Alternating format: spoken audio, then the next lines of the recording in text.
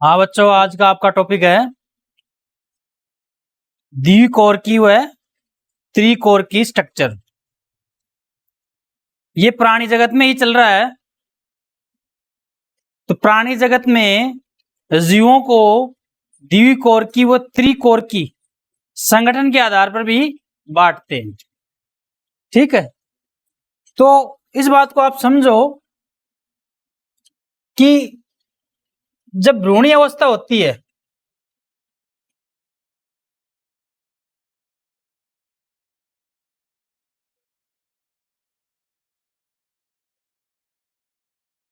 कौन सी अवस्था,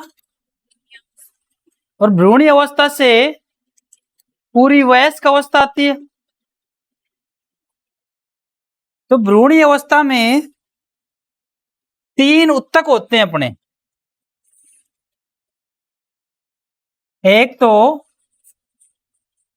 एक्टोडर्म, एक एंडोडर्म और एक मीजोडर्म।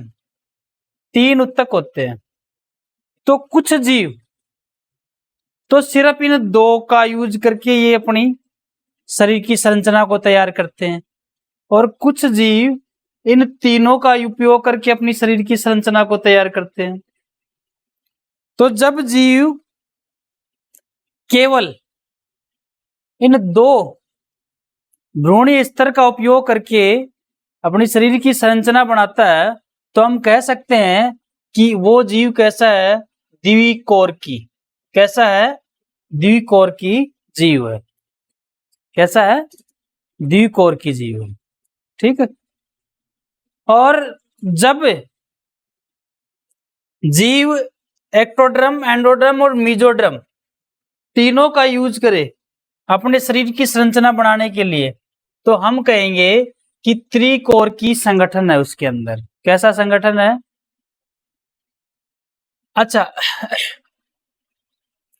जैसे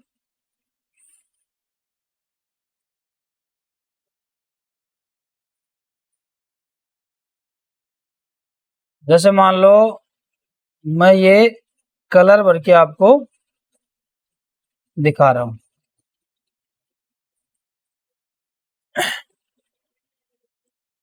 देखो यहां, जैसे मान लो अलग अलग कलर दे देते हैं इसको ताकि अच्छे से समझ में आ जाए।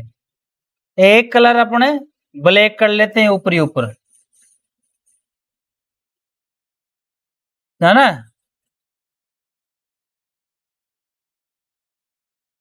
ऐसे 3 कलर दे देते हैं।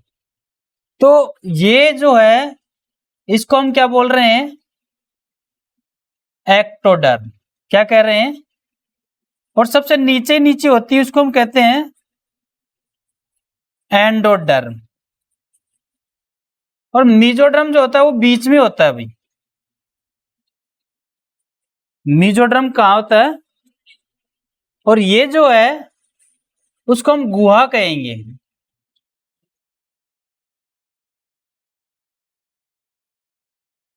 कैविटी, खाली जगह।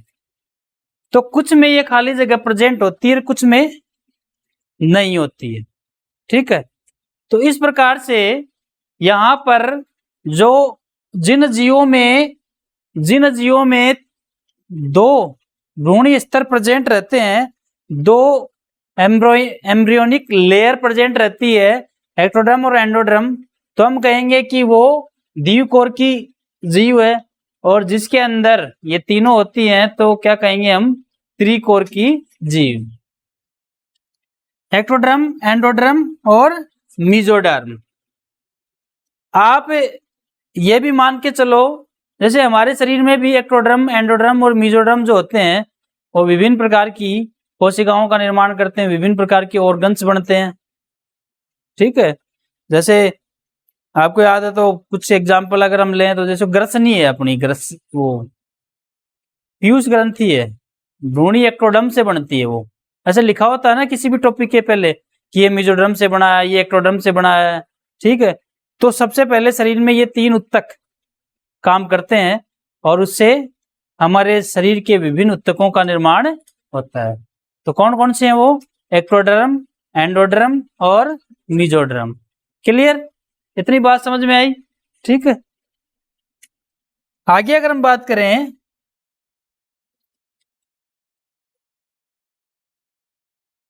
तो देखो, हम बात कर रहे हैं सीलोम की। किसकी बात कर रहे हैं? सीलोम यानी गुहा, प्रगुहा। सीलोम यानी प्रगुहा। तो वही बात है कि भाई एक लेयर बाहर हो गई, एक लेयर बाहर हो गई, ऐसे एक लेयर अंदर बना दिया आपने,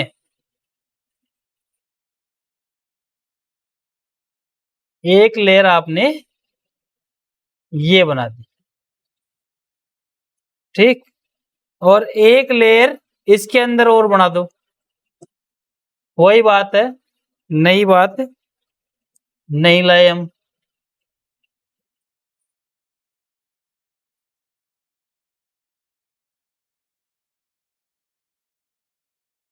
ठीक है। और ये हो गए आपके,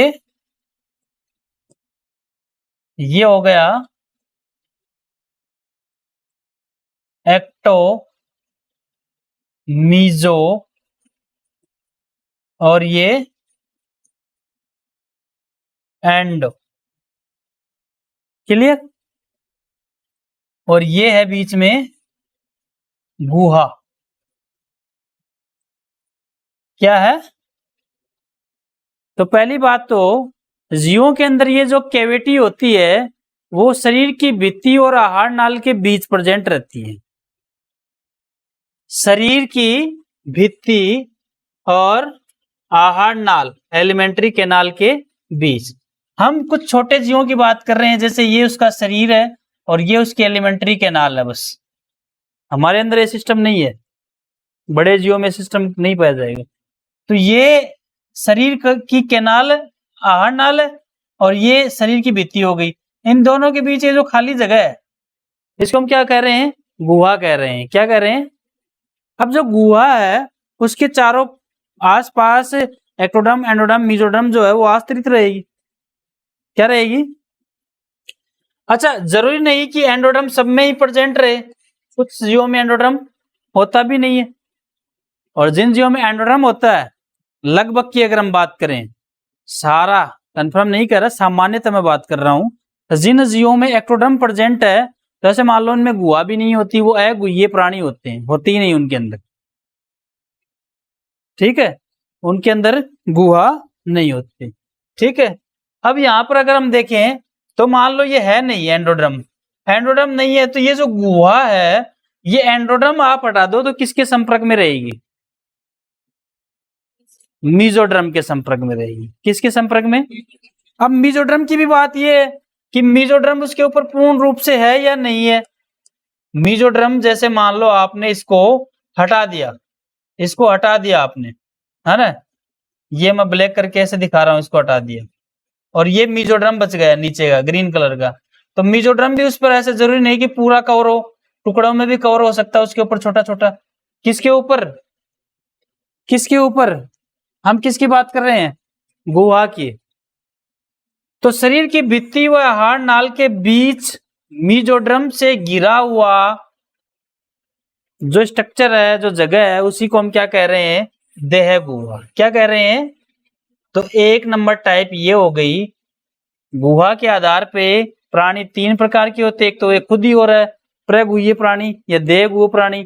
ठीक है, एक तो देहगुह प्राणी हो गया, जैसे एनालिडा, मोलास्का, आर्थ्रोपोडा और कोर्डेटा संघ के प्राणी। ज्यादातर कोर्डेटा संघ में ऐसे हम भी आते हैं, लेकिन सभी कोर्डेटा में नहीं, कुछ कोर्डेटा के अंदर। ठीक है। अगर इसकी अगर हम बात करें, गुहा मेसोडर्म से आच्छादित नहीं रहती, यानी कुछ जीव ऐसे हैं जैसे एस्केलिमंथीज है, इनके अंदर कैविटी तो है लेकिन केविटी के ऊपर क्या नहीं है, क्या नहीं है, मेसोडर्म नहीं है। केविटी के ऊपर क्या नहीं है, या है तो पूर्ण रूप से नहीं है। दो कारण, केविटी नहीं है, वो सॉरी केविटी तो है, केविटी के ऊपर मेसोडर्म नहीं है, या है तो वो पूर्ण रूप से नहीं है। तो ऐसे प्राणियों को हम कूटगुही प्राणी कहेंगे। क्या कहेंगे, कूटगुही प्राणी। फॉर एग्जाम्पल एस्केलिमंथीज, ठीक है। और अगुही प्राणी जिनमें गुहा नाम की कोई चीज ही नहीं होती, यानी इनकी जो गुहा होती है वो ऊतकों से भरी रहती है और बंद रहती है, ऐसे पैक रहती है, बंद रहती है। तो इनके अंदर गुहा यानी खाली जगह पाई नहीं जाती। फॉर एग्जाम्पल प्लेटिहेल्मिंथीज संघ के सदस्य हैं। क्लियर, इतनी बातें जब आपकी हो जाती है तो हम अगला टॉपिक देखेंगे। तो ये बात समझ में आ गई कि शरीर की भित्ति व आहार नाल के बीच जो जगह होती है उसको हम कहेंगे गुहा। अगर ये मेसोडर्म से आच्छादित है तो इसको हम कहेंगे प्रगुही प्राणी। अगर नहीं है तो हम कहेंगे अगुही प्राणी, वो सॉरी नहीं है तो हम कहेंगे कूटगुही प्राणी। और गुहा नाम की कोई चीज ही नहीं है तो हम क्या कहेंगे, अगुही प्राणी। क्या कहेंगे, क्लियर बात, इतनी बात हो जाती है अपनी, ठीक है। और फिर हम आगे देखते हैं। देखो इसी में एक टॉपिक है खंडी भवन, और खंडी भवन के आगे लिख रखा है केंचुआ। जोंक देख लो आप, जोंक देखा है, नेरीज देख लो आप, जोंक देख लो, नेरीज देख लो, ठीक है। इसकी अगर हम बात करें तो देखो खंडी भवन क्या होता है, कुछ जीवों का शरीर जो होता है वो खंडों में डिवाइड रहता है। किस में डिवाइड रहता है, छोटे छोटे खंड बने रहते हैं उनमें। जैसे आप नेरीज में देख लो, आप केचुए में देखो, ठीक है। उसके अंदर अर्थवर्म जो होता है ना, छोटे छोटे छोटे छोटे खंड खंड प्रेजेंट रहती है, उसके अंदर छोटे छोटे खंड प्रेजेंट रहते हैं। तो इनका शरीर जो होता है वो खंडी भवन का बना होता है। कैसा बना होता है, खंडी भवन का, ठीक है। और खंडों में और भी खंड प्रेजेंट हो सकते हैं, ठीक है। इसकी बात अगर हम बात करें पृष्ठ रज्जु की, किसकी बात करें, पृष्ठ रज्जु की, तो जो पृष्ठ रज्जु है वो क्या होती है। तो पहले तो आप एक चीज ध्यान से सुन लो कि ये जो पृष्ठ रज्जु जो बनती है वो भ्रूण अवस्था में बनने लग जाती है। कब बनती है, ये जो शरीर की स्ट्रक्चर है ये बाहर की तरफ है से, जैसे ये फेस, इसको आप बोलते हो अधर, क्या बोलते हो, और पीछे का जो बेक है उसको आप बोलते हो पृष्ठ। ये बात आपको याद रखनी चाहिए, ठीक है। तो कोई लॉजिक बना के याद रखो, भूलो मत। ऐसे याद रखो आगे अधर हो गया, तो ऐसे याद रखो पीछे पृष्ठ हो गया, ठीक है। अब आपकी जो बैकबोन है वो एक रज्जु है। अब भ्रूणी अवस्था में वहां पर बैकबोन नहीं थी।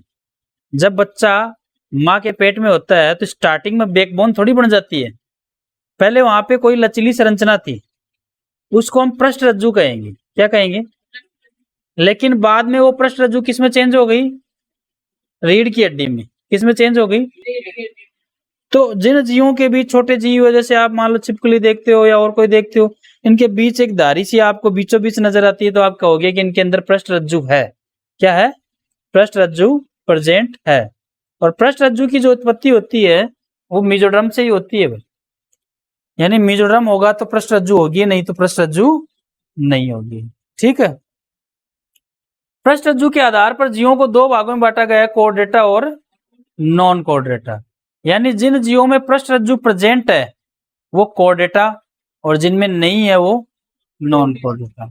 जैसे मैं बोलूं अमीबा, अमीबा में किसी प्रकार की कोई पृष्ठ रज्जु नहीं है, और हमारी बात करूं तो हम कोर्डेटा में आ रहे हैं। किस में आ रहे हैं, कोर्डेटा संघ के अंदर आते हैं, क्योंकि हमारे अंदर पृष्ठ रज्जु तो होती है लेकिन बाद में किस में चेंज हो जाती है, वो कशेरुदंड में चेंज हो जाती है। किस में चेंज हो जाती है, क्लियर। तो पृष्ठ रज्जु के आधार पर जीवों को दो भागों में बांटा गया है, कोर्डेटा और नॉन कोर्डेटा। पृष्ठ रज्जु जो होती है मेसोडर्म से विकसित होती है, क्लियर। तो पृष्ठ रज्जु हमारे पृष्ठ भाग पर रीढ़ की हड्डी है, अधर भाग पर क्या होता है, स्टर्नम होता है। स्टर्नम होता है ना, जैसे भाई ये स्टर्नम है और ये रीढ़ की हड्डी पीछे है, तो ये पसली आगे से पीछे तक ऐसे जुड़ी रहती है, तो आगे आके तो किससे जुड़ती है? स्टर्नम से जुड़ती है, और पीछे जाके किस पे जुड़ती है? रीढ़ की हड्डी पे, और एक जाल बना लेती है, कैद सा बना लेती है। ठीक है, तो बात समझ में आई? तो खंडी भवन, कुछ जीवों का शरीर खंडों में विभक्त रहता है, तो हम कहेंगे कि वो खंडी भवन वाले जीव हैं, उनके अंदर खंडी भवन पाया जा रहा है। और कुछ जीव जो होते हैं इनके अंदर पृष्ठ रज्जु पाई जाती है। क्या पाई जाती है? पृष्ठ रज्जु पाई जाती है। पृष्ठ भाग पर एक रज्जु, एक धागेनुमा संरचना प्रेजेंट है, जो मेसोडर्म से विकसित होती है। कोर्डेटा और नॉन कोर्डेटा, यानी पृष्ठ रज्जु के आधार पर हम जीवों को कोर्डेटा तथा नॉन कोर्डेटा दो भागों में बांटते हैं। कोर्डेटा वे जीव होते हैं जिनके अंदर पृष्ठ रज्जु प्रेजेंट है, और नॉन कोर्डेटा वो होते हैं जिनमें पृष्ठ रज्जु एब्सेंट है। ठीक है, इतनी बात आपके समझ में आ जाती है। फिर हम आगे की बात करेंगे। अब यहाँ पे आप संघ की बात करोगे कि कौन कौन से संघ है, तो पहले आ रहा है पोरीफेरा। कौन सा है? पोरीफेरा संघ। पोरीफेरा संघ, इनको सामान्यतः स्पंज भी कहा जाता है। क्या कहा जाता है? फॉर एग्जाम्पल स्पॉन्जिला दे दो आप इसमें।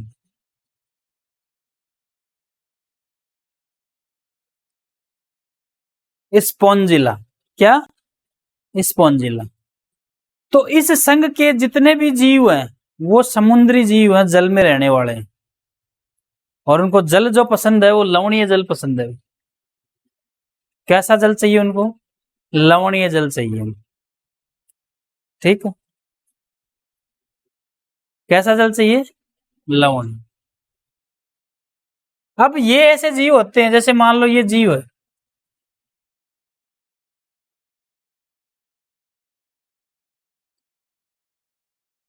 तो इसके शरीर में से छोटे छोटे छिद्र होते हैं।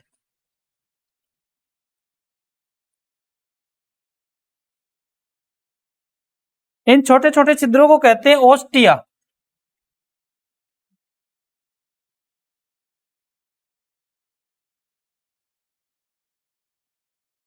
क्या कहते हैं? ओस्टिया। और एक बड़ा छिद्र होता है जिसको कहते हैं ओस्कुलम।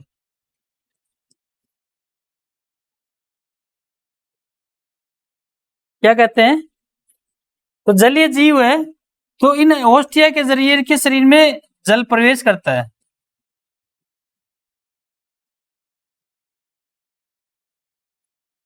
और ओस्कुलम के जरिए बाहर निकलता है। ऐसे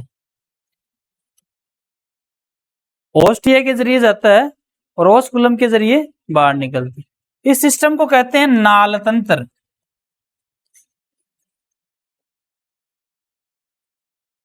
क्या कहते हैं? अब ये नाल तंत्र इनके क्या काम आता है? ये नाल तंत्र इनके ये काम आता है, इसकी मदद से ये भोजन को भी ले लेते हैं, शिकार को भी ग्रहण कर लेते हैं, और अपशिष्ट पदार्थों को भी शरीर से बाहर निकाल लेते हैं। अब ये जो पानी अंदर जाता है वो इसके बीच की एक कैविटी के अंदर जाता है, इसको स्पोंजोसील गुहा कहते हैं। क्या कहते हैं? स्पोंजोसील गुहा कहते हैं।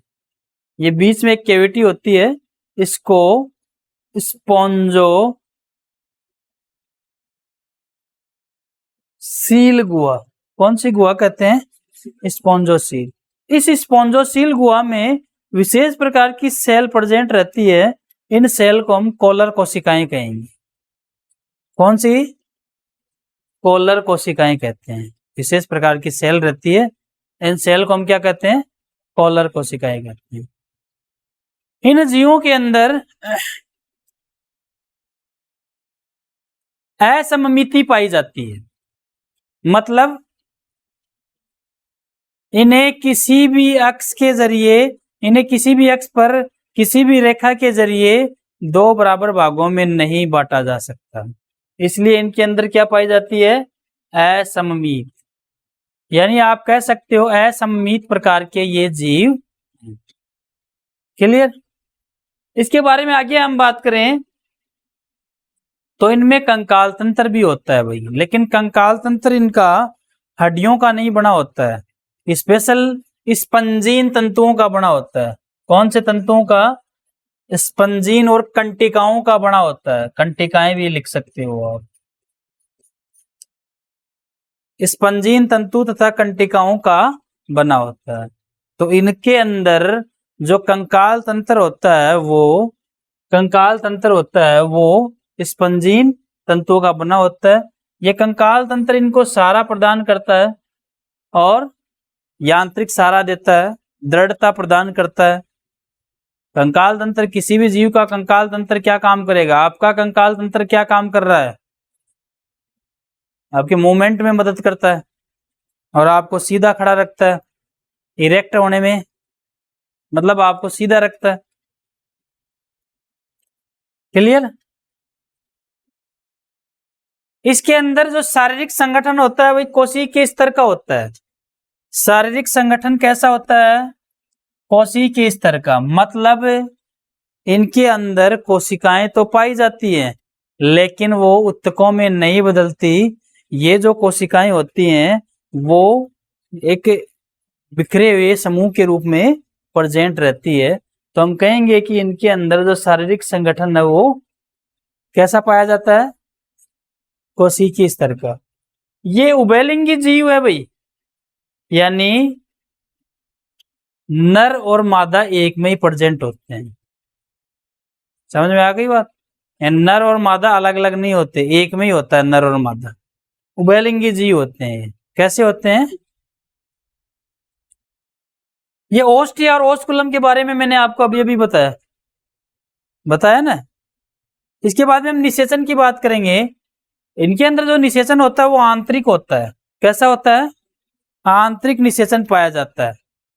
आंतरिक निषेचन होता है, ठीक है। यानी शरीर के भीतर ही शुक्राणु अंडाणु आपस में मिलते हैं। इनमें जो परिवर्धन होता है वो अप्रत्यक्ष प्रकार का होता है भाई। मतलब ये भ्रूण से लेकर लार्वा अवस्था से लेकर जब तक बड़े रहेंगे तब तक इनका परिवर्धन कहलाएगा, लेकिन वो अप्रत्यक्ष होता है। मतलब सारी अवस्थाएं सही से दिखाई नहीं देती कि लार्वा अवस्था आ गई, वयस्क अवस्था आ गई, बीज की आ गई, ऐसा कुछ नहीं। इसलिए हमको कहेंगे कि ये अप्रत्यक्ष होता है इसके अंदर परिवर्तन।